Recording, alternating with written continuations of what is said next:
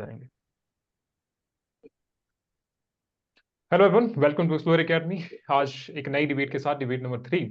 और इस डिबेट में हम बात करेंगे क्या जाति आधार जो आरक्षण है उसको आर्थिक आधार पर बदल देना चाहिए। सबसे इंपॉर्टेंट डिबेट अभी तक की, क्योंकि पिछली 2 डिबेट में हम बात कर चुके हैं 2 इंपॉर्टेंट टॉपिक्स के ऊपर। लेकिन आज SC ST आरक्षण क्या रहना चाहिए, क्या इसमें कोई बदलाव होने चाहिए, और वो बदलाव किस बेसिस पर होने चाहिए, क्या वो बदलाव सही मायने में जरूरी हैं आज के, या फिर उसमें कुछ एक चुनौतियां भी हैं अभी तक। अगर हम देखें, आरक्षण का कुछ को फायदा मिला है, कुछ को फायदा नहीं मिल रहा है। क्रीमी लेयर या फिर जॉब्स में जो आरक्षण है वो मिलना चाहिए।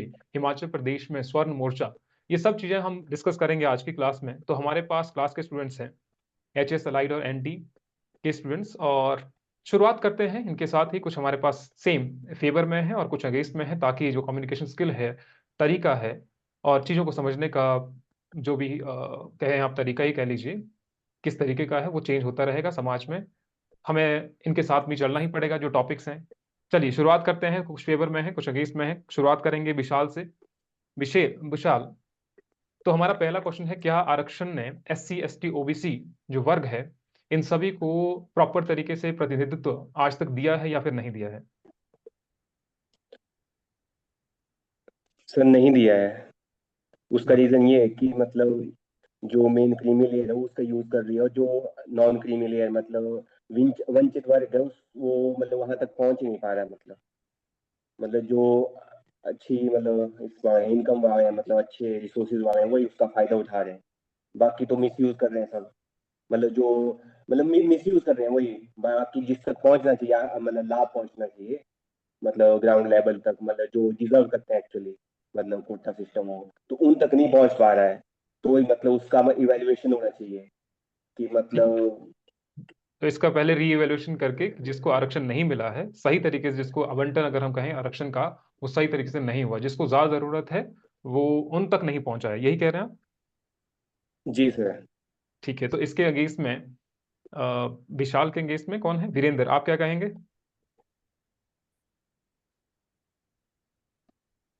बताइए। सर जैसे जैसे सोसाइटी इवॉल्व होती रहती है तो सोसाइटी की डिमांड और रिक्वायरमेंट टाइम के हिसाब से बदलती रहती हैं। रिजर्वेशन जिस टाइम पे इंट्रोड्यूस हुआ था हमारे सिस्टम में, उस टाइम हमारा जो सोसाइटल व्यू था वो डिफरेंट था। और अभी सोसाइटी के साथ में हमारा व्यू भी इवॉल्व हुआ है, तो टाइम के साथ में उसमें चेंजेस चाहिए। हम्म। आप कह रहे हैं कि इसमें चेंजेस चाहिए, यही बात तो विशाल भी कह रहे थे अभी कि उसमें रिवैल्यूएशन होना चाहिए। दीक्षा, आप बताइए। मुझे लगता है इसमें होना तो चाहिए रिवॉल्यूशन, बट बहुत उन सेक्टर में जहाँ पे क्रीमी लेयर वाले उसका फायदा उठा रहे हैं, क्योंकि वो पहले ही अच्छे सशक्त हो चुके हैं, लेकिन फिर भी वो इसका फायदा उठा रहे हैं। उस मामले में मैं कहूंगी कि उनको उनका मूल्यांकन करके उन लोगों को हटा दी, लेकिन उन लोगों को इसका फायदा मिले जो सच में जिनको ये जरूरत है। जैसे कि ऐसी में बहुत सारे लोग हैं, जैसे ऐसे ऐसे ही नहीं, ऐसे जर्नल ऐसी सभी में ऐसे लोग हैं जो इकोनॉमिक तौर पर बहुत ही वीक है। उसका मूल्यांकन सही तौर पे होना चाहिए और उन्हें ही ये रिजर्वेशन देना चाहिए। अभी तक हम वैसे प्रतिनिधित्व की बात कर रहे हैं कि आपका जो प्रतिनिधित्व है वो कहाँ पर कितना है, आपका स्टेक कितना है। आप कहें कि IAS ऑफिसर या फिर आपकी न्यायपालिका में SC ST और OBC से कितने हैं। अगर हमने आरक्षण किया भी है तो उस आरक्षण से SC ST OBC न्यायपालिका में कितने हैं, शिक्षा में कितना अंतर है, निजी क्षेत्र में कितना आपका अंतर है। तो क्या वहां पर हमें डिस्पैरिटी देखने को मिलती है? अगर वो डिस्पैरिटी देखने को मिलती है तो फिर आरक्षण का फायदा क्या हुआ अभी तक? सुषमा, आप बताइए। सर मैं थोड़ी कंफ्यूज हूँ इसमें। आरक्षण के आधार पर बदल देना चाहिए, इसके विरोध में बोलना है मैंने? हाँ, इसके विरोध में बोलना, जैसे कि हम कह रहे हैं तो इसके विरोध में आप कहिए कि मिला है, सबको मिला है, रिप्रेजेंटेशन मिला है सबको, ये इस तरीके से। सर ऐसे तो सबको मिल रहा है, लेकिन क्या है बीच में कुछ जिनको मिलना चाहिए उनको नहीं मिल रहा है। और जो जो इसमें उच्च वर्ग भी है वो भी इसका फायदा उठा रहे हैं, और जो लोअर है, जो मतलब की जातियां जिनको जरूरत है उनको नहीं मिल रहा है ये सर। ठीक है, नीलम से कहते हैं ना, नीलम फेवर में है। तो नीलम, आप बताइए। सर, मेरे ओपिनियन में जो ये है कास्ट बेस्ड रिजर्वेशन सिस्टम, इसको कुछ हद तक इकोनॉमी बेस्ड कन्वर्ट करना चाहिए, क्योंकि अब 70 ईयर अप्रोक्सीमेटली हो गए हैं हमारे को इंडिपेंडेंट हुए, पर कोई रेवोल्यूशनरी चेंज नहीं देखा जा रहा कास्ट बेस्ड रिजर्वेशन की वजह से। एक रिपोर्ट आई थी टाइम्स ऑफ इंडिया में, जो यूएन ने मल्टी डायमेंशनल पॉवर्टी पे दी थी, जिसमें उन्होंने कहा था कि जो 6 है मल्टी डायमेंशनली पुअर, उसमें से आउट ऑफ 5, उसमें से जो 5 हैं वो लोअर कास्ट से बिलोंग करते हैं। अगर कास्ट बेस्ड रिजर्वेशन चेंज लाता है तो ये इतना डिफरेंस नहीं हमें देखने मिलता कि 6 में से 5 लोग जो है लोअर स्टेटस से बिलोंग कर रहे हैं, लोअर कास्ट से बिलोंग कर रहे हैं। अच्छा, तो आप कह रहे हैं कि इट कंक्लूड कीजिए। सर, इट मीन्स कि अभी तक कोई ऐसा कोई चेंज नहीं हमें देखने को मिला है इससे, कास्ट बेस्ड रिजर्वेशन से। तो हमें दूसरे पॉलिसी फ्रेमवर्क में ज्यादा ध्यान देने की जरूरत है इसको चेंज करने के लिए। तो ये नीलम कह रही हैं कि क्योंकि आरक्षण से अभी तक हमें ज्यादा चेंजेस नहीं देखने के मिले हैं, तो इसीलिए आरक्षण पर हमें सोचना चाहिए कि उससे एक फायदा पहुंच रहा है या नहीं पहुंच रहा है, या फिर हम यहाँ से टर्न हो जाएं और पॉलिसी फ्रेमवर्क पर काम करें। तो विशाल, आप इनसे सहमत हैं? यस, मतलब इवेल्युएशन होनी चाहिए, पॉलिसी को मतलब रिफ्रेम करना चाहिए दोबारा से, कि देखना चाहिए कहाँ पे लूप होल्स वगैरह है, कहाँ पे मतलब सुधार करने की आवश्यकता है, और मतलब अमेंडमेंट्स वगैरह करने चाहिए, मतलब जितना हो सके मतलब। ठीक है। और ओके, और आपका नाम क्या है? आपका नाम नाम नहीं आ रहा है, रेडमी 9 आपका लिख के। मंजू सर। मंजू, ठीक है। मंजू, आप फेवर में, अगेंस्ट में है ना? तो आप यही चाह रहे हैं अगेंस्ट में। कि जाति आधारित जो आरक्षण है आर्थिक आधार पर बदल देना चाहिए। आप कह रहे हैं कि नहीं बदल देना चाहिए। हाँ जी सर। क्यों नहीं बदलना चाहिए? सर, जाति आधारित जो आरक्षण है उसको आर्थिक आधार पर नहीं बदलना चाहिए। इसके पीछे कुछ स्पेसिफिक कारण हैं। जैसे कि अगर हम जातिगत जो आधार पर आरक्षण दिया जाता है उसको आर्थिक आधार पर बदल देते हैं, तो फिर जो जातिगत जो मुद्दे हैं, जो विशेषकर जातिगत भेदभाव का जो मुद्दा है, वो बिल्कुल ही साइडलाइन हो जाएगा। दूसरा ये है कि इससे ये होगा कि व्यावहारिक रूप से ये जो आर्थिक आधार पर आरक्षण को लागू करना है, ये व्यावहारिक तौर पर इसको लागू करना बहुत ही एक चुनौतीपूर्ण काम है मतलब। और तीसरा कारण ये हो सकता है कि क्योंकि हम ग्राउंड बेस पे जाके गरीब और अमीरों को में ये नहीं जान सकते हैं कि कौन कितना गरीब है और कौन कितना अमीर है। अगर आर्थिक आधार पर हम कैसे इसको डिफाइन कर पाएंगे या फिर बता पाएंगे कि या तो हमें फिर ग्राउंड लेवल पे उतर के पूरे देखना पड़ेगा कि कितने लोग कितने गरीब हैं। अब मैं ठीक है। एक एग्जांपल लेना चाहूंगी कि हम्म। हमारे यहाँ पे अभी नई सूची बन रही है आईआरडीपी और बीपीएल की। तो उस पे पहले ये काम प्रधानों को दिया जाता था, वो डायरेक्ट ही अपनी तरफ से लिख देते थे कि हाँ कोई गरीब है या कोई अमीर है। पर अब का जो कार्य है वो दिया गया है कि जैसे कि अब जो प्रधानों के ऊपर कि जो जैसे एसडीएम के पास ये काम है, तो वो देख रहे हैं कि हाँ प्रधान उनको ये लिस्ट बना के दे रहे हैं, तो अब इसमें काफी सुधार देखने को मिल रहा है। ठीक तो है। हम ये नहीं बोल सकते हैं कि आर्थिक आधार पे इसको डायरेक्ट ही वो किया जा सकता है। जातिगत आधार ही मेरे को लगता है एक बेनिफिट दे सकता है जातिगत मुद्दों के लिए। ओके ओके ओके, हम नेक्स्ट क्वेश्चन पर भी आएंगे। सभी से आपके पास एक एक मिनट है। तो अभी नेक्स्ट क्वेश्चन आते हैं कि क्या मेरिट आधार जो आरक्षण है, वहां पर विरोध किया जाता है कि जो मेरिट है, जो मेरिटोक्रेसी की हम बात भी करते हैं, तो मेरिट का जो तर्क है वो आरक्षण के विरोध को जायज ठहराता है या नहीं ठहराता है? यानी कि कोई कहते हैं कि एक का 90 पे हो रहा है, 100 में से अगर किसी का 90 पे हो रहा है और दूसरे ही एससी या एसटी का 70 पे हो रहा है या 60 पे हो रहा है, तो काफी अंतर देखने को मिलता है। हमने 15 to 20% या 15 से 20 नंबर का कई बार हमें अंतर देखने को मिलता है। तो क्या ये तर्क कि मेरिट के आधार पर आरक्षण किया जाए कि भैया यहाँ पर तो ये तो मेरिट, जो पढ़ा लिखा इंसान है वो आगे डॉक्टर कैसे बनेगा? फिर डॉक्टर जो बन रहे हैं वो, जो जिसको कम भी आता है वो भी डॉक्टर बन रहा है। तो ये तर्क क्या ठीक है? क्या हम आरक्षण को बंद कर दें? दीक्षा।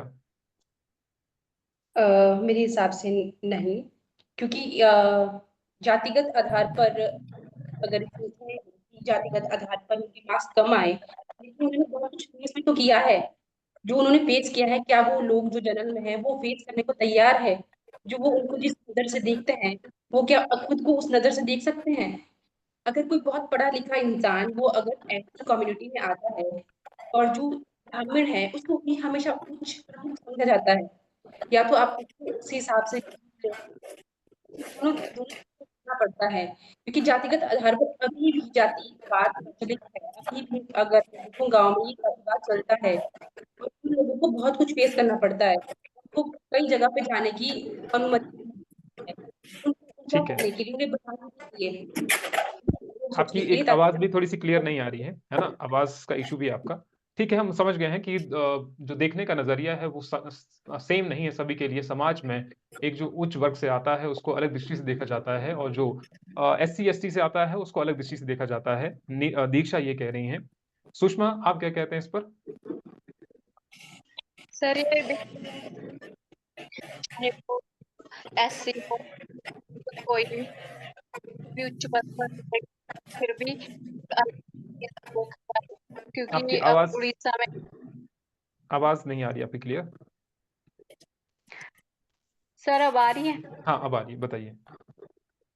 जैसे कि अब हमारे जो राष्ट्रपति थे रामनाथ कोविंद जी, उनको भी उड़ीसा में जो मंदिर है जगन्नाथपुरी में, वहां पे जाने के लिए उनको अलाउ नहीं किया गया। तो ये कहीं ना कहीं इसका इफेक्ट रहता ही है जाति का, तो इसलिए ये चीज नहीं होनी चाहिए। ठीक है, तो सुषमा भी यही कह रही हैं क्योंकि ये अगेंस्ट में है, ये नहीं बदल देना चाहिए, क्योंकि अभी तक वो समान दृष्टि जो है वो अभी देखने को हमें नहीं मिलती है कि हम समाज के हर वर्ग को एक ही दृष्टि से देखें। वो अभी थोड़ा पॉसिबल नहीं हुआ है। तो विशाल, आप कैसे समझते हैं इस चीज को, क्योंकि आप तो फेवर में हैं। सर जैसे आपने मेरिट की बात की, तो इससे अभ्यर्थियों या विद्यार्थियों में मतलब वो है कि एक असंतोष रहता है। मतलब जो साथ में मतलब उसके कुलीग होता है, जो साथ में पढ़ने वाला होता है, तो सेम नंबर पे एडमिशन ले पाता है और दूसरे नहीं हो पाता है, तो उसमें वहां से ही फिर वो गैप बन जाता है दोनों के बीच में कि मैं मेरे को मतलब एडमिशन नहीं मिला और दूसरे के मार्क्स कम है, मेरे ज्यादा है, तो वहां से ही वो क्रिएट हो जाएगा। तो वहीं पे अगर उस चीज पे वहीं पे हम रोक दें, मतलब वहीं से मतलब ऐसा कर दें, आर्थिक आधार पे कर दें कि मतलब इनकी मतलब आर्थिक स्थिति ठीक नहीं है, तो वहीं से भी तो कहीं ना कहीं से तो हमारे को करना पड़ेगा ना। कहीं ना कहीं ठीक से है। तो हमको मतलब अगर सामान्य हर चीज सामान्य लानी है तो कुछ ना कुछ तो करना पड़ेगा, कहीं ना कहीं से तो इनिशिएटिव लेना पड़ेगा। ठीक है, तो विशाल कह रहे हैं कि बेशक ये ऐसा होता होगा, लेकिन दूसरे स्थान पर अगर देखा जाए तो मानसिक स्थिति पर जो स्टूडेंट्स हैं जिनके 100 नंबर है और एक का 80 नंबर पे हो रहा है, तो उसकी मानसिक स्थिति पर भी तो असर पड़ेगा। तो वीरेंद्र, उस मानसिक स्थिति का क्या होगा फिर? वीरेंद्र, बताइए सर बताइए। इसके जो नेगेटिव साइड रहेंगे वो ये रह सकता है कि जो रिजर्वेशन था वो एक प्रॉपर सिस्टमेटिक प्रोसेस के थ्रू आया था, और अभी भी वो हमारे कॉन्स्टिट्यूशन और लॉ में एग्जिस्ट करता है। तो टाइम के साथ साथ वो चेंज होता रहता है। जैसे अभी हमने EWS को इवोल्यूशन देखा हाँ, तो टीम में, तो टाइम के साथ साथ में चीजें इवॉल्व कर रही हैं। तो जो डिप्राइव थे उनके पास इक्विटेबल रिसोर्सेज आ रहे हैं वो उसको मैनेज करने के लिए। ठीक है, काफी अच्छा पॉइंट कह रहे हैं कि अभी धीरे धीरे इवॉल्व होगा। हमारे संविधान में से प्रोविजन है, या फिर अभी रिसेंटली हमें चेंजेस देखने को मिल रहे हैं जहां पर EWS से 10% का जो कोटा है वो जो हायर कैटेगरीज हैं उनको भी दिया गया। तो फिर नीलम, आप बताइए जरा। सर मैं विशाल सर के पॉइंट से एग्री करती हूँ कि जैसे ये कह रहे थे कि भाई अगर दो सेम तरह की फैसिलिटी जिन लोगों को मिली है, अगर उसमें एक पर्टिकुलर किसी कास्ट से बिलोंग करता है एक आदमी, सेम मार्क्स लेने पर अगर वो उसको वो जॉब मिल जाती है और दूसरा रह जाता है, तो उससे वो मेंटल डिस्टरबेंस तो होती ही है। और प्लस ये भी कहना चाहूंगी, जो ये कास्ट बेस्ड रिजर्वेशन है ये सॉल्यूशन नहीं है इस प्रॉब्लम का। इससे तो कास्ट का ज्यादा बढ़ रही है, ये कास्टिज्म हमारी सोसाइटी में ज्यादा बढ़ रहा है। इससे ये नहीं हो रहा है कि एंड हो रही है ये कास्ट बेस्ड आइडेंटिटीज हमारी सोसाइटी में। ठीक है, नीलम कह रही है कि कास्ट बेस्ड आइडेंटिटी इससे भी तो खत्म कहाँ ही हो रही है। अगर हम रिजर्वेशन दे भी रहे हैं तो उसका मानसिक स्तर पर तो असर पड़ ही रहा है। मंजू, इनका जी ये सर। दीजिए। विशाल और जो नीलम कह रहे हैं इनका ये दीजिए, काउंटर दीजिए। सर ये बोल रहे हैं कि जो जाति आधारित जो आरक्षण दिया जाता है उससे कोई भी मतलब इनका कहने का मतलब ये है कि उससे भी समानता बन तो रही नहीं है, लेकिन ऐसा नहीं है। जातिगत जो मुद्दे हैं, अगर ऐसा कहें हम कि जैसे अगर किसी के साथ जातिगत भेदभाव होता है, इन्होंने बोला कि मानसिक स्थिति पे भी फर्क पड़ता है, तो जब जातिगत भेदभाव होते हैं तब भी मानसिक स्थिति पे फर्क पड़ता है। उससे भी जो बच्चे किसी अलग कास्ट के हैं, उनको जैसे कि कोई एससी एसटी से हैं, तो उनको उनके साथ जब भेदभाव किया जाता है, तो हम ये मेरिट में इस हिसाब से हम ले लेते हैं कि मेरिट में उनके साथ भेदभाव हुआ, उनके साथ उनको कम मार्क्स पे भी सीट्स मिल जाती है, लेकिन जनरल वालों को वो नहीं मिल रही है। पर अगर हम ये बात इस दूसरी तरफ से दूसरे पहलू से देखते हैं, तो जातिगत भेदभाव जब उनके साथ होता है, उन्हीं इंस्टीट्यूशंस में अगर हो रहा है, तो भी तो उनकी मेरिट पे फर्क पड़ेगा। ठीक है, और आपका मुझे काउंटर लगता लेते है हैं, कि अगर आपको काउंटर लेते हैं पहले, हाँ है ना? दीक्षा, आप फेवर में हाँ है या अगेंस्ट में है? फेवर में हूँ समय जाती है आप आरक्षण के लिए। मंजू के साथ में ही हैं आप, है ना? जी जी ठीक है, जी सर। ठीक है, पहले इनसे पूछ लेते हैं। तो मंजू कह रही हैं, विशाल और नीलम से ये क्वेश्चन है। तो ये कह रही हैं कि आप मानसिक तनाव तनाव की आप बात कर रहे थे, मानसिक प्रेशर जो पड़ता है, तो ये तो तब भी पड़ता है जब आप उनके साथ जातिगत भेदभाव करते हैं। ये जरूरी नहीं है कि मेरिट के आधार पर, हो सकता है उस समय कम पड़ता हो, लेकिन जब जातिगत भेदभाव होता है उस समय ज्यादा मानसिक तनाव बढ़ता हो उनका। बताइए। अ, सर, जो मैम कह रहे हैं सर इनका पॉइंट वैलिड है, बट इसका सॉल्यूशन ये तो नहीं है कि कास्ट बेस्ड रिजर्वेशन हो। हम स्ट्रॉन्ग लॉज ला सकते हैं, पॉलिसीज ला सकते हैं इसको काउंटर करने के लिए। किस तरीके की पॉलिसीज? जैसे कि हमारे पास SC/ST prevention of atrocities act है, उसको और ज्यादा स्ट्रॉन्ग करके, अगर कोई ऐसा एक्ट करता है तो उसके अगेंस्ट स्ट्रिक्ट एक्शन लेके। ठीक है, तो दीक्षा इनका काउंटर दीजिए। ये कह रही हैं कि जरूरी नहीं है मानसिक तनाव बढ़े या कुछ ऐसा हो, हम कुछ पॉलिसी भी ला सकते हैं। नहीं मुझे सर, लगता है मैंने ये अच्छा, बताइए सर। विशाल, विशाल के बाद आप कह देना, है ना? ऐड कर दीजिए आप। हाँ जी सर, जैसे मैंने फर्स्ट क्वेश्चन आपने पूछा था ना, तो हमने उसमें ये बताया था कि जो मतलब डिजर्व करते हैं, मतलब SC/ST में, मतलब जिनको जो एक्चुअल में डिजर्व करते हैं उन तक पहुंच ही नहीं पा रहा है। मतलब जो प्रताड़ित है, जो शोषित है, जो वंचित है, उन तक पहुंच ही नहीं पा रहा है। जैसे मतलब कोई IAS या कोई हाई क्लास A क्लास का है, मतलब हाई क्लास का है, तो उसके आगे मतलब आगे आगे मिल रहा है उसके बेटे को, डॉटर को, सन को, जो भी है मतलब। ठीक है, ठीक है, हमारा बोलने का मतलब है कि उनको मिल ही नहीं पा रहा है जो एक्चुअल में डिजर्व करता है ग्राउंड पे। डिजर्विंग कैंडिडेट को मिले, मतलब जैसे पहले इनसे मैम ले बोल रही लेते कि हैं और शोषित दीक्षा से होते हैं, पूछते मान हैं, फिर आप पर आते हैं। ठीक है, दीक्षा बताइए, एक मिनट। जी जैसे नीरज जी कह रहे थे कि पॉलिसी बनानी चाहिए, तो मुझे लगता है कि पॉलिसी से किसी के दिमाग को हम बदल नहीं सकते, क्योंकि वो घर में होता है, आपके आसपास होता है। वो तो आपके साथ जातिगत भेदभाव करेगा ही। सोच लीजिए, अगर आरक्षण खत्म कर दिया जाए जातिगत तौर पर, तो उससे क्या हो जाएगा? बस वो आरक्षण खत्म हो जाएगा, लेकिन लोगों की सोच वो नहीं बदलेगी। वो वैसे की वैसे ही रहेगी। वो लोग ऐसे ही बोलेंगे, तो छूना मत, इसके हाथ का खाना मत, किस जात का है। वो तो चलता ही रहेगा, उसके लिए पॉलिसी की कोई जरूरत नहीं। वो लोगों के दिमाग में भरा हुआ है, वो तो दिमाग से निकालना पड़ेगा ना। तो ठीक है, तो नीतिगत जो चेंजेस है वो तो ग्राउंड लेवल पर इम्प्लीमेंटेशन करना उनका बहुत ज्यादा मुश्किल होगा। नीतियां बहुत बनी हैं, लेकिन क्या वो गांव के स्तर पर उनको इम्प्रूव किया जा सकता है, जहां पर आप घर में देखते हैं? क्योंकि उनकी सोच में बदलाव करना बहुत ज्यादा मुश्किल है, दीक्षा कह रही हैं। एक मिनट पहले इनसे पूछ लेते हैं, सुषमा आप इनमें ऐड करना चाहेंगे कुछ? जी सर, ये बिल्कुल सही कह रहे हैं।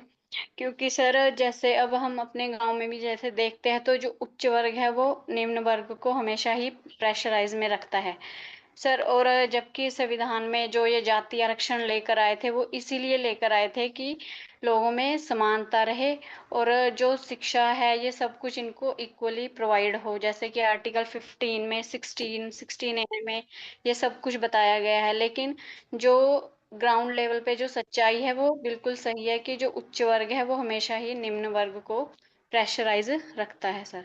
ठीक है, पहले नीलम से पूछ लेते हैं कि ये क्या कह रहे हैं, क्योंकि ये कह रहे हैं कि पॉलिसी से बदलाव होने वाला नहीं है, ग्राउंड लेवल पर आपको चेंजेस इस तरीके से तो नहीं हो पाएंगे।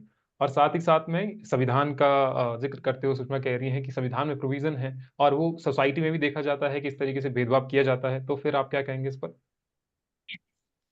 सर, वैसे ग्राउंड लेवल पे चेंज आने में तो टाइम लगेगा, क्योंकि हमें इसके लिए ग्रास रूट लेवल पे वर्क करना होगा। जैसे कि एजुकेशन, स्कूल लेवल से ही ये शुरुआत होनी चाहिए कि लोगों का माइंड सेट इस तरीके से बनाया जाए कि उन्हें ये कास्ट बेस्ड डिस्क्रिमिनेशन वगैरह के बारे में अवेयर किया जाए।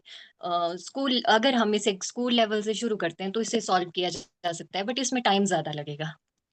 ठीक है, चेंज होगा, लेकिन आप कह रहे हैं ग्राउंड लेवल पर चेंज करेंगे, स्कूल लेवल पर चेंज के साथ जा सकते हैं। वीरेंद्र, अब एक नए क्वेश्चन की तरफ मूव करते हैं, जहां पर हम बात करेंगे कि हिमाचल प्रदेश में भी इस तरह की मांगे उठी थी, जहां पर स्वर्ण आयोग की मांग उठी थी। बहुत सारे स्टूडेंट्स जुड़े, बहुत सारे नेता जुड़े और उन्होंने कहा कि स्वर्ण आयोग का गठन किया जाना चाहिए, लेकिन बाद में जाकर के वो पार्टी में तब्दील हो जाते हैं।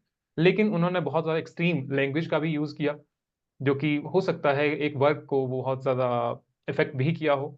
तो वीरेंद्र, इस तरीके के स्वर्ण आयोग या इस तरीके की भाषा का प्रयोग अगर हम एक वर्ग के लिए करते हैं तो वो क्या वो ठीक है?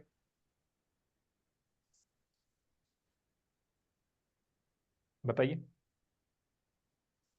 सर वैसे तो जो सोसाइटल डिमांड है या जो सोसाइटी की नीड रही है, वो एक सेक्ट या एक कॉम्बिनेशन या ग्रुप ऑफ पीपल मिलके उसको रेज कर सकते हैं, बट जो एक डेडिकेटेड या पॉलिटिकल ग्रुप अगर उस तरह आ जाए तो वो कहीं ना कहीं दूसरों के जो हमारे कॉन्स्टिट्यूशनल राइट्स हैं उनको अफेक्ट कर सकता है।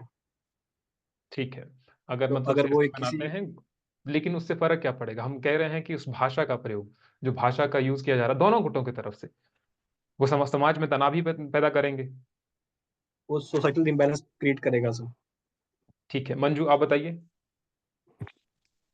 सर मुझे लगता है कि भाषा अगर कोई भी, अगर वो जनरल कैटेगरी से हो या फिर किसी भी अदर कास्ट से, तो उनको अपनी भाषाओं को तो बहुत अच्छे से चयन करना चाहिए। ऊपर से दूसरी बात ये कि जो ये आयोग है, इनके जो नाम हैं, जैसे कि स्वर्ण आयोग, तो ये नाम बहुत ही ये तो और भी भेदभाव पैदा करने का एक बहुत बड़ा मैं बोल सकती हूँ कारण हो सकते हैं। कोई भी, जैसे कि अगर हम कास्टिज्म इसी वजह से तो कम नहीं हो रहा, इन्हीं जातियों के जो ये नाम हैं जिनसे ये चल रही हैं, जैसे स्वर्ण जातियां, तो स्वर्ण जातियों में कुछ स्पेसिफिक जातियां ही ली जा रही हैं। अगर ऐसा होता, इसका नाम कुछ अलग होता, तो शायद ये मतलब इसका इतना खत्म ना हो जाती ये जो चीजें चला रहे थे ये। लेकिन क्योंकि इन्होंने स्पेसिफिक जातियों को ही बढ़ावा देने की कोशिश की, तो फिर तो ये चलेगा नहीं। और ये ठीक है, बहुत गलत, मेरे को मुझे पर्सनली लगता है कि कोई भी ऐसे मुद्दे जो मतलब इनको आधार मानकर ये जो पॉलिटिक्स की जाती है, ये बहुत ही गलत चीज है। ठीक है, विशाल से काउंटर लेते हैं। विशाल आप बताइए, ये कह रहे हैं कि नाम का भी बहुत ज्यादा रोल रहता है, कि आप नाम ले रहे हैं स्वर्ण का, तो इसका मतलब है वो कोई ऊंची जाति है। और इस तरीके के जो आयोग है या जी भाषा का, तो ये कह रहे हैं कि भाषा का तो संभल करके ये प्रयोग किया जाना चाहिए। अब बताइए विशाल। जी, वो तो आप सही बोल रहे हैं कि मतलब उन्होंने लिखा है, तो जो दूसरी मतलब इसके मतलब दूसरी कास्ट के जाति है, तो उन्होंने भी तो वैसे नाम रखा है ना। हम्म। वो भी तो उन्होंने अपने को डिप्राइव मतलब फील करवाने के लिए या महसूस कराने के लिए अपने जो संगठन है उसका है, ठीक है। उन्होंने तो वैसे ही नाम रखा है, या हम वैसे वैसे वंचित है, वैसे हैं, शोषित है, तो उन्होंने उसका ही मतलब नाम रखा है। जैसे मायावती ने यूपी में मतलब बहुजन समाज पार्टी रखा है नाम, या मतलब एक कौन सी चंद्रशेखर की पार्टी यूपी में, उन्होंने वैसे नाम रखा है। बाकी हर हर किसी को आजादी आजादी अपने नहीं, ठीक है। उसमें आयोग बनाने में क्या दिक्कत है? बना ओके, सकते हैं ना सर, उसमें कोई दिक्कत नहीं है, मतलब सब दीक्षा बना से सकते हैं। आप सबने बनाया तो उसमें आयोग क्यों नहीं बनाए पड़े? दीक्षा से आपको काउंटर लेते हैं। तो मंजू कह रही थी कि पहले नाम से दिक्कत है, फिर विशाल कह रहे थे कि ये तो उनका अधिकार है, लोकतांत्रिक अधिकार है, नाम तो कोई भी हो सकता है। इसी तरीके के SC ST में भी नाम होते हैं, शोषण वर्ग के नाम होते हैं, SC शोषण वर्ग करके नाम बना दिया, कुछ ऐसे नाम होते हैं। तो ये तो ऑब्वियस ही बात है, ये उनका लोकतांत्रिक अधिकार है, इसमें क्या जी प्रॉब्लम है? सर, जो स्वर्ण आयोग जो बनाया है, तो इससे साफ साफ पता चलता है कि लोगों के दिमाग में, जैसे भी कहते हैं लोग कि बंद कर दिया जाना चाहिए ना जातिवाद तौर पर आरक्षण, तो इससे पता चलता है कि नहीं करना चाहिए, क्योंकि अभी भी लोगों के दिमाग में कितने कूट कूट कर जातिवाद भरा हुआ है, और वो जातिवाद के तौर पर वो वोट बटोरना चाहते हैं या फिर कुछ और करना चाहते हैं। तो इससे पता चलता है कि अभी इसको खत्म नहीं करना चाहिए। जैसे वीरेंद्र जी बोल रहे थे कि जैसे कि ये चेंज होता जाएगा, फिर ये इस पॉलिसी बदल देंगे ना, आरक्षण खत्म कर देंगे, लेकिन अभी नहीं लगता है कि इसे खत्म होने की जरूरत है, क्योंकि लोगों के दिमाग में अभी भी जातिवाद भरा हुआ है, और वो अभी भी इसको अच्छे से मानते हैं, और इसको वो उसको मतलब अगर खत्म भी कर दे, आरक्षण खत्म भी कर दे, लेकिन ये ग्राउंड लेवल पे खत्म नहीं होगा, लोगों के साथ बहुत उन्हें इसको फेस करना पड़ेगा। ठीक है, नीलम से पूछते हैं, फिर सुषमा पर आप पर आएंगे। तो दीक्षा कह रही है कि नाम चेंज जो है, वो नाम भी इस तरीके का ही हमें बताता है कि सोसाइटी अभी तक उस बदलाव के लिए तैयार नहीं है। और वो उस सोच का भी एक प्रतीक है जो नाम है। तो नीलम आप बताइए। Sir I agree with the ma'am कि जो ये है नाम का इफेक्ट होता है, पर जैसे कि विशाल सर ने कहा कि जो डिप्रेस्ड क्लासेस है उन्होंने भी तो अपने एसोसिएशंस के नाम ऐसे ही कास्ट बेस्ड रखे हैं, अनुसूचित जाति, अनुसूचित जनजाति, आदिम संघ वगैरह वगैरह जो भी हैं।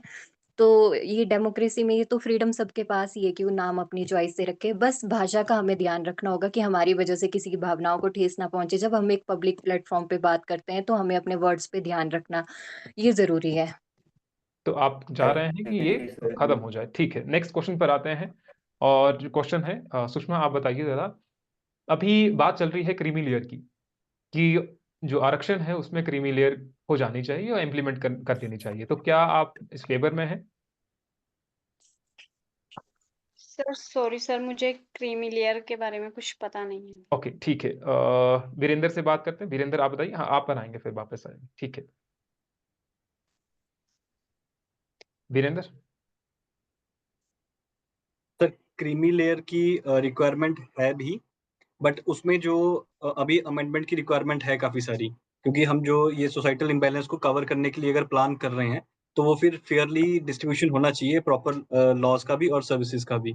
तो अभी के लिए जो क्रीमी लेयर है वो अगर प्रॉपर अमेंडमेंट के साथ में या प्रॉपर जो उसकी रिक्वायरमेंट है, जो हमारी एक्चुअल रिक्वायरमेंट है रिजर्वेशन की, अगर वो उसको फुलफिल करती है तो ये ज्यादा अच्छा रहेगा। ठीक है, और विशाल आप क्या कहेंगे? यस, मतलब क्रीमी लेयर मतलब होनी चाहिए, मतलब जो वंचित वर्ग है, उसको फाइट करना चाहिए, मतलब जो क्रीमी लेयर में आते हैं उनको मतलब निकाल देना चाहिए उससे, मतलब। आपकी आवाज क्लियर नहीं आ रही थोड़ी सी। चलो कोई बात नहीं। नीलम आप बताइए। सर क्रीमी लेयर तो होनी चाहिए क्योंकि जैसे कि हमने देखा जी, जो कास्ट बेस्ड रिजर्वेशन में भी हुआ कि कुछ एक फैमिलीज है जो बार बार रिजर्वेशन का प्रॉफिट ले रही हैं और इलाइट क्लास में चेंज हो गई है, तो ऐसे लोगों को तो रिजर्वेशन छोड़ना चाहिए। इसी से जो रियल में इम्पोवरिश्ड लोग हैं उन तक इसका बेनिफिट पहुंचेगा रिजर्वेशन का। जो रिजर्वेशन के फेवर में है उन पर आते हैं कि क्या इस तरीके का रिजर्वेशन जो है वो प्राइवेट सेक्टर में भी होना चाहिए या फिर प्राइवेट सेक्टर में नहीं होना चाहिए, सिर्फ गवर्नमेंट सेक्टर में होना चाहिए। मंजू आप बताइए। फिर मुझे लगता है कि रिजर्वेशन तो हर एक सेक्टर में ही होना चाहिए फिर अगर हो रहा है तो। पर उसकी एक लिमिट होती है, मतलब जैसे कि रिजर्वेशन वो नहीं होना चाहिए कि जिसका फायदा उन लोगों को मिले जिनको उनकी जरूरत ही नहीं है। रिजर्वेशन का फायदा उन लोगों को मिलना चाहिए जो एक्चुअल में नीडी हैं। और जिनके साथ ये लोग, अभी इन्होंने कुछ कहा था, कोई अभी पीछे गए कोई सर शायद, उन्होंने कहा कि रिजर्वेशन जो है वो जिसमें क्रीमी लेयर की बात कर रहे हैं कि क्रीमी लेयर को रखा जाना चाहिए, क्रीमी लेयर होनी चाहिए, वो खुद भी छोड़ सकते हैं। जैसे अगर SC ST OBC से कोई लोग हैं, उनके पास मतलब उनके पास प्रॉपर उनके साधन हैं हर चीज के लिए, तो वो ये रिजर्वेशन छोड़ सकते हैं। पर बात ये भी है कि अगर वो ये रिजर्वेशन छोड़ देते हैं तो क्या कास्टिज्म का जो टैग उन पे लगा हुआ है कि वो किसी एक स्पेसिफिक जाति से बिलोंग कर रहे हैं, तो वो भी हट जाएगा इसके साथ। अगर वो भी इसके साथ हट जाता है तो बात बनती है कि वो इस लेयर से बिल्कुल साइड हो जाए, साइड लाइन हो जाए और उन्हें इसका बेनिफिट ना दिया जाए। पर अगर लोग जातिगत भेदभाव छोड़ेंगे ही नहीं और जातिगत भेदभाव उनके साथ होता रहेगा तो वो क्यों अपने बेनिफिट्स को छोड़ेंगे? उसके कोई रीजन नहीं है उनके बेनिफिट्स को छोड़ने का। ठीक है, दीक्षा आप बताइए। जी मैं मंजू जी के साथ सहमत हूँ। हम्म। मुझे लगता है कि प्राइवेट सेक्टर में भी इसका आरक्षण मिलना चाहिए गवर्नमेंट के साथ साथ, क्योंकि किसी को जॉब करनी है, किसी के साथ भेदभाव होगा, वो चाहे प्राइवेट हो चाहे गवर्नमेंट हो, हर सेक्टर में ही वो फेस करना पड़ता है। ठीक है ठीक है, इसके आगे नेक्स्ट क्वेश्चन पर भी चलते हैं। जब हम आरक्षण की बात करते हैं तो इससे क्या जातिवाद समाप्त हो रहा है या फिर और ज्यादा बढ़ रहा है? क्या ऐसी पॉसिबिलिटी है? हमने देखा क्या इंटरकास्ट मैरिजेस इससे हो रही हैं? क्या लोगों ने इसको मान्यता दे दी है? आरक्षण होने से हमें कितना लाभ पहुंचा है? क्या समाप्त हो रहा है ये? सुषमा आप बताइए। सर समाप्त तो नहीं हो रहा है, लेकिन कहीं ना कहीं बीच में इंटरकास्ट मैरिज या इस तरह की जो एक्टिविटी है वो हो रही है, परंतु यह पूर्णतः समाप्त नहीं हुआ है सर। और जैसे कि और भी कोई एक्टिविटीज है जो लोअर कास्ट में हो रही है, तो वो कुछ परसेंटेज पे हो रही है, लेकिन पूर्णतः इसको समाप्त नहीं किया गया है। और आरक्षण सिर्फ एक इनको समानता देने के लिए और इनकी शिक्षा में आगे बढ़ाने के लिए इसके लिए दिया गया है, ना कि इसको जातिवाद को खत्म करने के लिए, तो जातिवाद इससे खत्म नहीं हो रहा है सर। ठीक है, ये कह रही है जातिवाद तो इससे खत्म नहीं हो रहा है। विशाल, आप बताइए, जिस एक और हम देखते हैं कि इंटरकास्ट मैरिजेस नहीं हो रही हैं, तो आप क्या तर्क देना चाह रहे हैं कि क्यों नहीं हो रही है? आरक्षण भी दे रहे हैं, क्या वो इकोनॉमिकली ऊपर नहीं आ रहे हैं? ऐसी क्या प्रॉब्लम आ रही है कि इंटरकास्ट मैरिजेस वो आज हमें कम देखने को मिलती हैं? विशाल। सर वो असमानता का भाव फील करते हैं, मतलब जो फैमिलीज वगैरह है, मतलब वो मतलब भिन्न भिन्न मानते हैं अपने आप को, मतलब अलग अलग मानते हैं सभी, मतलब तो वही फिर रीजन है इस मतलब। असमानता का जो भाव है, इसको हम कैसे इससे निपटेंगे फिर? इसके लिए तो सर वही है, आरक्षण को मतलब आरक्षण है तो मतलब उससे मतलब द्वेष की भावना है सबके मन में, जैसे मतलब दूसरे को देख के भी इसको वो चीज मिल रही है, हमारे को उस चीज में वो चीज नहीं मिल रही है, मतलब उतने में ही, तो फिर वो तो नहीं करेगा। अगर खत्म करेंगे तो ही तो मतलब सब मतलब समान अधिकार देंगे ना सबको। ठीक है, जब आरक्षण कर देंगे तो सबको समान अधिकार मिलेंगे, शादियां भी हो जाएंगी, है ना? मंजू, आप बताइए। मतलब पॉसिबिलिटी है, मतलब पॉसिबल पॉसिबिलिटी। कर सकते हैं, मतलब इनिशिएटिव तो लेना पड़ेगा ना सर। ठीक है, डिसीजन लेना पड़ेगा, कहीं पर तो हमें पहुंचना ही पड़ेगा, उसके बाद ही हम कुछ कर पाएंगे फिर। बताइए। जी जी सर। किस क्वेश्चन की बात कर रहे हैं आप? एक बार आप रिपीट इंटरकास्ट कर मैरिजेस देंगे? की बात हो रही है कि ये कह रहे हैं कि हमें बदलाव कहीं से तो शुरू करना ही पड़ेंगे, जब आरक्षण खत्म होगा तो इंटरकास्ट मैरिजेस भी शुरू हो जाएंगे फिर। सर ऐसा बिल्कुल नहीं होगा, क्योंकि इसके पीछे भी बहुत सारे कारण हैं। जो चीजें हमारे बचपन में हमारे दिमाग बचपन से हमारे दिमाग में पड़ी हुई हैं। अभी हम गांव की बात ले लेते हैं, जहां मैं रहती हूँ खुद। नहीं, तो ये थोड़ा ऐसे सा यहाँ आपने क्या करना है, सभी ने थोड़ा सा फास्ट बोलना है, क्योंकि हमारे पास 3 मिनट बचे हुए हैं, ठीक है? हाँ जी सर, तो यहाँ पे सारे वेल एजुकेटेड लोग रहते हैं। फिर भी यहाँ पे मुझे नहीं लगता कि कास्टिज्म बिल्कुल भी खत्म हुआ है। लोगों का व्यवहार वही है जो SC ST से हैं, वो खुद को यहाँ पे मैक्सिमम SC जो लोग हैं वो खुद को नीचे तबके का समझते हैं, और जनरल के वो ऊपर। तो मुझे नहीं लगता आरक्षण खत्म करके कि उनकी इंटरकास्ट मैरिज पे थोड़ा बढ़ावा मिल जाएगा, कि हाँ, आरक्षण खत्म कर दिया तो इंटरकास्ट मैरिज बढ़ जाएगी। इसके लिए एक ठीक। सॉल्यूशन ये हो सकता है कि हम रिलीजन की बात करते हैं सर, कि जैसे हिंदू रिलीजन की बात नहीं करते, हम नेशनैलिटी की बात करते हैं। वैसे कि हम इंडियन हैं, वैसे ही अगर हम लोगों की बात करें कि हम ह्यूमन है, सभी को एक ही वो दें कि ह्यूमन है, तभी ये चीजें खत्म हो सकती है, अदरवाइज तो बिल्कुल नहीं। ठीक है, नीलम, आप क्या कहेंगी? ये कह रहे हैं कि जब तक हम मानवता पर विश्वास नहीं रखेंगे, ये जो आप कह रहे हैं कि इंटरकास्ट मैरिज अगर हम पहले ही खत्म कर देते हैं, ये आरक्षण खत्म कर देते हैं, इससे इंटरकास्ट मैरिज पर क्या फर्क पड़ेगा? वो तो खत्म होगा ही नहीं, वो तो सामाजिक सोच है। सर ये बिल्कुल सही कह रहे हैं कि अगर रिजर्वेशन को ख़त्म कर देंगे तो उससे इंटरकास्ट मैरिजेस पे कोई इफेक्ट नहीं पड़ेगा, क्योंकि ये तो सोच का है, लोगों की सोच जैसी है वो तो वैसे ही होगा। व्यवहारिक तौर पे कोई चेंज नहीं आएगा इससे इंटरकास्ट मैरिजेस में, मेरे भी ओपिनियन में। इसका एक सॉल्यूशन है हमारे पास कि रिजर्वेशन को पूरी तरह से एंड तो नहीं करना चाहिए, बट इसमें चेंजेस की ज़रूरत है। ठीक है, तो आरक्षण में बदलाव की जरूरत है। 30 सेकंड सबसे लेते हैं, हमारे पास 1 मिनट बचा हुआ, सिर्फ 1 मिनट से थोड़ा ज्यादा समय बचा हुआ है। दीक्षा, 20-30 सेकंड्स। इन माय ओपिनियन आरक्षण को अबॉलिश नहीं करना चाहिए। आरक्षण को तब स्थापित करना चाहिए जब ये लोगों के दिमाग से रूट से खत्म हो जाए कि जातिवाद है। ठीक है, जातिवाद को खत्म करने के लिए टाइम ही कम है। सुषमा। लेकिन ये भी चाहती हूँ कि ये क्रीमी लेयर वाला भी हो, कि जो अगर कोई क्रीमी लेयर में आता है, जैसे कि इकोनॉमिक वीकर सेक्शन में कोई जनरल वाले हैं, उनको वो रिजर्वेशन मिले जैसे उनको मिलता आ रहा है EWS करके। ठीक जी। है, सुषमा। सर आरक्षण खत्म नहीं होना चाहिए, क्योंकि जिनको इनकी जरूरत है उन तक ये पहुंचना चाहिए ग्राउंड लेवल पर सर। ठीक है, विशाल। नहीं, मंजू। सर आरक्षण खत्म तो बिल्कुल नहीं हो सकता किसी भी बेसिस पे, जब तक कास्टिज्म खत्म नहीं होगा। पर हाँ, इसमें कुछ बदलाव किए जा सकते हैं जिससे इनका बेनिफिट उनको मिले जो एक्चुअली में नीडी है। ठीक है, आप सबने ठीक कहा। अभी हमारा जो टाइम है वो लगभग समाप्त है। नीलम ने अंत में कह दिया था, वीरेंद्र और विशाल भी लगभग कह चुके हैं, तो हमारा टाइम क्योंकि खत्म हो चुका है। तो आज की डिबेट इसी टॉपिक पर थी कि आरक्षण को क्या हम आर्थिक आधार पर किया जा सके या फिर नहीं किया जा सके। तो हमारे साथ सभी स्टूडेंट्स थे, सभी ने अपने पॉइंट ऑफ व्यू आप सबके सामने सामने रखे। आप भी बता दीजिएगा कि आप इसके बारे में क्या सोचते हैं, ऐसा होना चाहिए या फिर नहीं होना चाहिए। ठीक है, thank you. Thank you thank sir. You to all. Thank you. Thank you.